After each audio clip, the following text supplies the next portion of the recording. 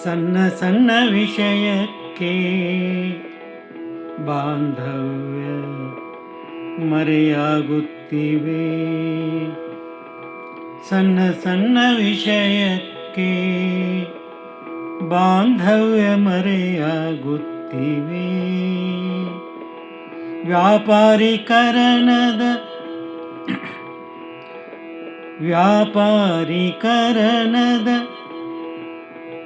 ಅಭಿಮಾನಕ್ಕೆ ಹತ್ತಿರದ ಪ್ರೀತಿಯ ಕ್ಷಣಗಳು ಕರಗುತ್ತಿವೆ ಕರಗುತ್ತಿವೆ ಕರಗುತ್ತಿವೆ ಕರಗುತ್ತಿವೆ. ಫೋನ್ ಕರೆ ಸ್ವೀಕರಿಸಲಿಕ್ಕೆ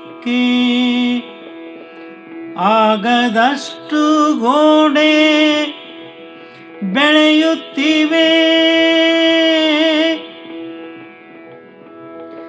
ಕಾತರದಿ ಕಾಯುವ ನಮ್ಮ ಹೃದಯಕ್ಕೆ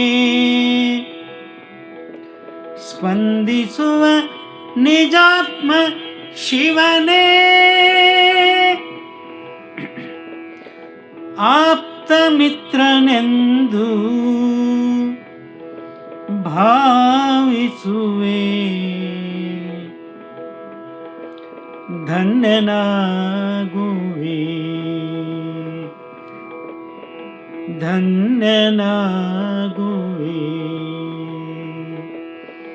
ಧನ್ಯನಾಗುವೆ.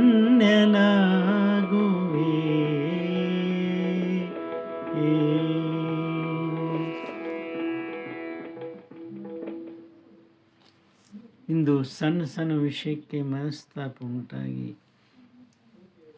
ಸಾಂಸಾರಿಕ ಬಾಂಧವ್ಯಗಳು ಮರೆಯಾಗುತ್ತಿರುವುದನ್ನು ನಾವು ನೋಡ್ತಾ ಇದ್ದೇವೆ. ಇದೆಲ್ಲ ವ್ಯಾಪಾರೀಕರಣದ ಒಂದು ಅಭಿಮಾನಕ್ಕೆ ಈ ಎಲ್ಲ ಹತ್ತಿರದ ಪ್ರೀತಿಯ ಕ್ಷಣಗಳನ್ನು ನಾವು ಕಳ್ಕೊತಾ ಇದ್ದೇವೆ, ಕರಗ್ತಾ ಇದ್ದಾವೆ. ಇನ್ನು ಹಲವು ಬಾರಿ ನಾವು ಫೋನ್ ಮಾಡಿದಾಗ ಕೂಡ ಅದನ್ನು ಸ್ವೀಕರಿಸದೇ ಇರುವಷ್ಟು ಅಡ್ಡಗೋಡೆಗಳು ಇವತ್ತು ಬೆಳೀತಾ ಇದ್ದಾವೆ.